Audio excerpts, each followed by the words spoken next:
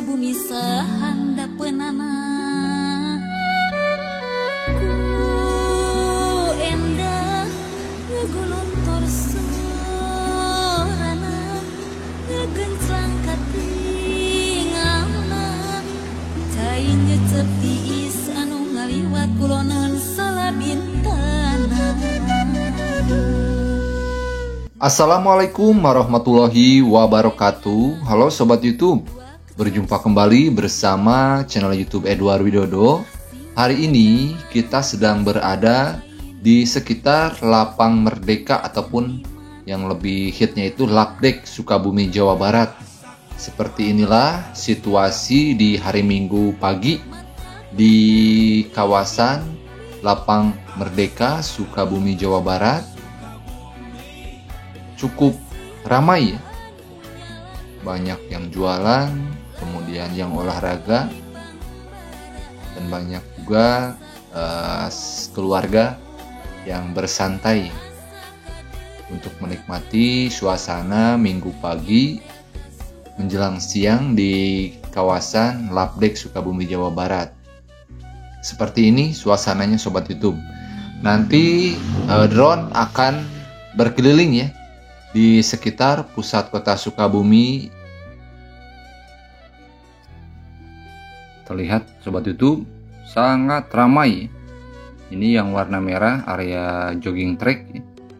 Kemudian untuk yang warna biru di bawah sebelah kiri biasanya dipergunakan untuk sepatu roda, kemudian sepeda ya. Seperti ini suasana di sekitar Lapang Merdeka ataupun Lapdek, Sukabumi.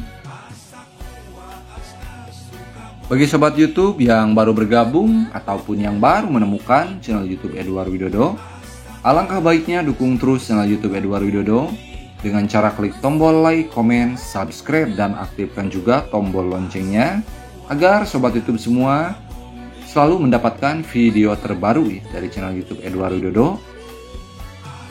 Insya Allah kita akan upload setiap hari, khususnya di wilayah Kabupaten Sukabumi. Sukabumi merupakan sebuah kota yang terletak di Provinsi Jawa Barat, tepatnya di bagian selatan. Kota Sukabumi ini terletak di kaki Gunung Gede Pangrango yang memiliki ketinggian 584 di atas permukaan laut. Luas kota Sukabumi ini 4.800,231 hektar area. Tentunya sangat luas ya Sobat YouTube. Wilayah ini berbatasan dengan kecamatan di Kabupaten Sukabumi, yaitu Kecamatan Cisaat dan Kecamatan Sukabumi di sebelah utara, Kecamatan Nyalindung di sebelah selatan, Kecamatan Cisaat di sebelah barat, dan Kecamatan Sukaraja di sebelah timur. Nama Sukabumi memiliki asal-usul dan sejarah yang merupakan bagian wilayah ini. Asal-usul dan sejarah kota Sukabumi, Jawa Barat dilansir dari laman resmi pemerintah kota Sukabumi. Nama Sukabumi berasal dari bahasa Sunda, yaitu Sukabumen.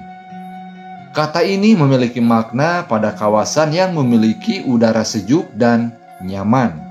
Warga kota Sukabumi tentu sudah tidak asing lagi dengan Masjid Agung Kota Sukabumi, Jawa Barat. Bangunan megah ini menjadi pusat beribadah umat Islam di Sukabumi, sekaligus tempat berkumpulnya para pejuang tempo dulu. Masjid Agung berdiri pada tahun 1935 dari tanah wakaf Kiai Haji Juwaini. Mulanya masjid ini berbentuk masjid kecil atau musola. Kemudian setelah Kiai Haji Ahmad Juwaini menjadi pengulu Sukabumi, maka masjid jami itu naik statusnya menjadi Masjid Agung. Pada masa awal pembangunan Masjid Agung Sukabumi masih sangat sederhana dengan atap, tumpang, dan memiliki satu menara. Sama seperti hari ini, sebagian depan masjid terdapat alun-alun. Perbedaannya, pada zaman dulu, alun-alun diisi hamparan padang rumput yang menjadi tempat pengembalaan sapi. Kini, bagian alun-alun dihiasi dengan tanaman dan beberapa tempat duduk bagi wisatawan. Konon, dengan bantuan para ulama, masjid ini menjadi tempat berkumpulnya para pejuang dalam berlatih dan merancang strategi melawan tentara sekutu. Tahun demi tahun berganti, Masjid Agung pun kehilangan bentuk aslinya. Setidaknya, sejarah mencatat Masjid Agung telah melewati 6 kali pemugaran, yaitu di tahun 1900, 1936, 1945, 1975, 2004, dan 2012. Perpaduan inovasi arsitektur ada pada atap masjid dengan berbentuk kubah bergaya Timur Tengah. Kemudian kujang sebagai identitas suku Sunda di bagian puncak menara, sarana berzikir, dan kaligrafi untuk memperindah interior masjid. Bangunan Masjid Agung semakin terlihat mewah ketika memasuki halaman utama, di mana terdapat 99 kaligrafi Asmaul Husna menempel pada 8 tiang menyerupai bangunan piramida di depan gerbang utama. Halaman Masjid Agung sangat luas sehingga menambah kapasitas dan kenyamanan bagi jemaah yang datang. Di halaman sisi kanan dan kiri terdapat kolam ikan. Masjid Agung Kota Sukabumi terdiri dari 2 lantai, di mana lantai kedua seperti pada umumnya berbentuk mezanin. Di bagian luar terdapat serambi yang berada di bagian kanan, kiri, dan depan masjid.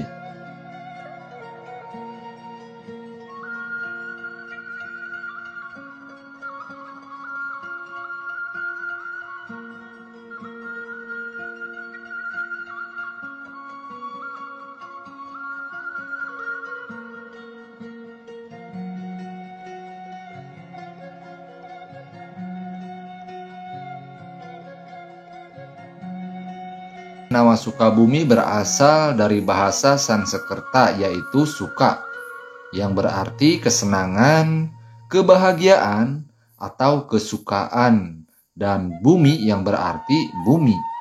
Jadi Sukabumi berarti bumi itu kesukaan nih sobat itu.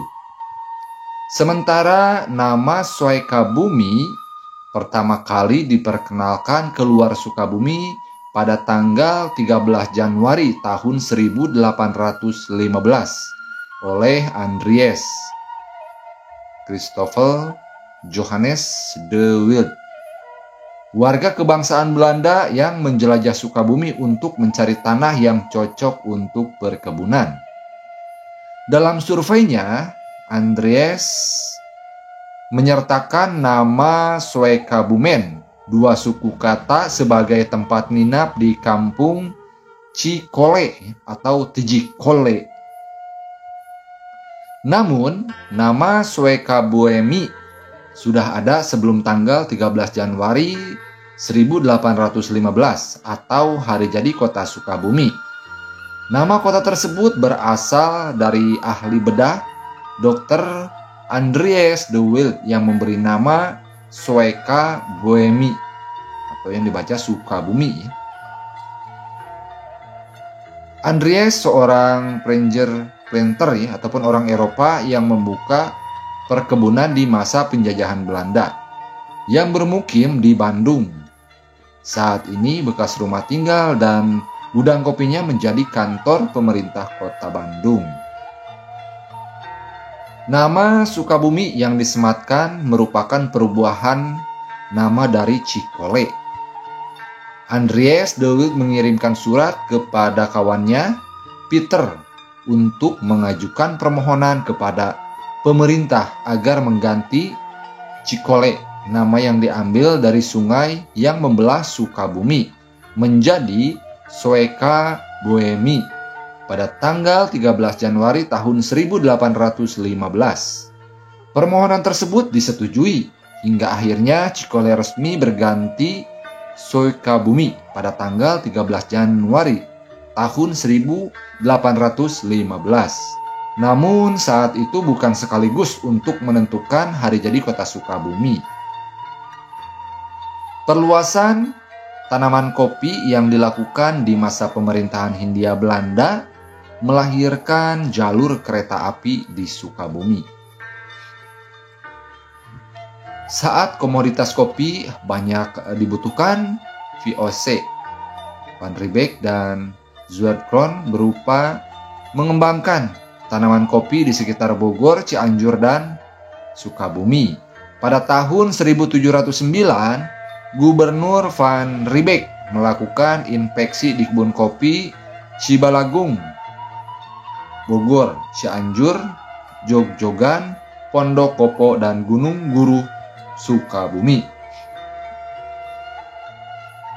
Pada masa ini menjadi alasan dibangun jalur lintasan kereta api yang menghubungkan Sukabumi dengan Buitenzorg dan Batavia di bagian barat, Cianjur ibu kota Priangan, dan Bandung di timur. Saat itu Andries merupakan pembantu pribadi Gubernur Jenderal Daendels dan dikenal sebagai tuan tanah di Jasinga Bogor. Pada tanggal 25 Januari tahun 1813, ia membeli tanah di Sukabumi dengan luas 5/12 bagian di seluruh tanah yang ada di Sukabumi dengan harga 58 ringgit Spanyol. Tanah itu berbatasan dengan lereng Gunung Gede Pangrango di sebelah utara, Sungai Cimandiri di bagian selatan, Karesidenan Jakarta di sebelah barat dan Banten, dan Sungai Cikupa di sebelah timur. Sebelum memiliki status kota, Sukabumi adalah dusun kecil yang bernama Guenoeng Parang, saat ini Kelurahan Gunung Parang, yang berkembang menjadi Desa Cikole atau Parung Seah. Pada tanggal 1 April 1914, pemerintah Hindia Belanda menetapkan kota sebagai Burgerlijk Bestuur dengan status Gemeente, kota praja. Alasan di kota ini banyak didiami orang Belanda dan Eropa, pemilik perkebunan yang terdapat di Sukabumi bagian selatan, sehingga harus mendapatkan pelayanan yang istimewa. Pada tanggal 1 Mei tahun 1926, Mr. G.F. Rambonet diangkat menjadi Burgemeester ataupun wali kota. Pada masa ini Sukabumi dibangun stasiun kereta api, Masjid Agung, gereja sentral, gardu induk, Cipoho, pembangkit listrik di Ubruk, sekolah polisi, Gubermen yang dekat dengan lembaga pendidikan Islam tradisional, pondok pesantren Syamsul Ulum Gunung Puyuh yang didirikan Kiai Haji Ahmad Sanusi pada tahun 1933. Lapang Merdeka yang berada di antara Jalan Veteran dan Jalan Proklamasi Kemerdekaan Kota Sukabumi menyimpan banyak kisah di masa lalu, mulai dari zaman VOC, Jepang, dan pasca kemerdekaan. Lapangan ini menjadi saksi bisu pembangunan dan pergerakan masyarakat. VOC atau Perusahaan Hindia Timur didirikan pada 20 Maret 1602. Keberadaan VOC ini dianggap penting untuk mendanai pemerintah Belanda yang saat itu menjajah tanah air. Di Sukabumi dan beberapa daerah lainnya, VOC mendirikan distrik-distrik. Lapang Merdeka sendiri masuk ke dalam distrik Gunung Parang. Pada masa VOC, semenjak pengaruh Mataram di Pariangan, hampir semua pusat administrasi seperti kabupaten, distrik, bahkan kecamatan mempunyai alun-alun. Kata ketua yayasan Dapuran Ki Pahare sekaligus penulis buku Soeka Bumi The Untold Story, Irman Firmansyah. Lapang Merdeka awalnya merupakan bagian dari alun-alun Gunung Parang atau alun-alun utara sebelum terpisah oleh jalan dan bangunan. Kemudian ada 4 penjuru mata angin, yaitu sebelah selatan tempat pemimpin, sebelah barat tempat beribadah, sebelah timur perumahan, dan utara tempat hiburan. Pada zaman Belanda, lapangan ini bernama Lapang Victoria, bukan Lapang Merdeka. Penamaan itu merujuk pada Hotel Victoria yang berada di seberang jalan. Saat ini, Rumah Makan Ayam Bogor sampai pertigaan Tugu Adipura. Pemerintah saat itu membelah jalan antara alun-alun dan Lapang Victoria. Lapang Victoria digunakan sebagai tempat acara seremonial, sedangkan alun-alun untuk rakyat biasa. Lapang Merdeka biasanya jadi tempat upacara prajurit. Kebetulan di seberangnya ada Hotel Victoria milik Ord yang berkebangsaan Inggris dan sempat beralih kepemilikan ke warga Belanda bernama AAE Lene. Lapang Merdeka juga jadi saksi bisu dalam pengembalian kekuasaan Jepang yang dilakukan oleh ribuan masyarakat Sukabumi. Berbeda dengan Bogor yang diberikan kekuasaan oleh Jepang pada 1 Oktober tahun 1945, para pejuang Sukabumi justru memutuskan untuk mengambil alih kekuasaan secara paksa dari Jepang, tepat di hari pemberian kekuasaan wilayah Bogor ke Jepang. Di tempat yang sama, warga Sukabumi berkumpul dan membakar semangat ribuan masyarakat untuk segera berperang. Dengan bersenjata seadanya, masyarakat dapat menghentikan pasukan Jepang dan pemerintahan berhasil direbut pada November 1945.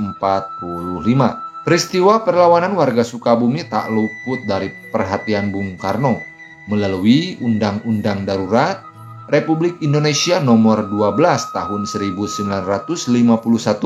Nama Lapang Merdeka ini diresmikan.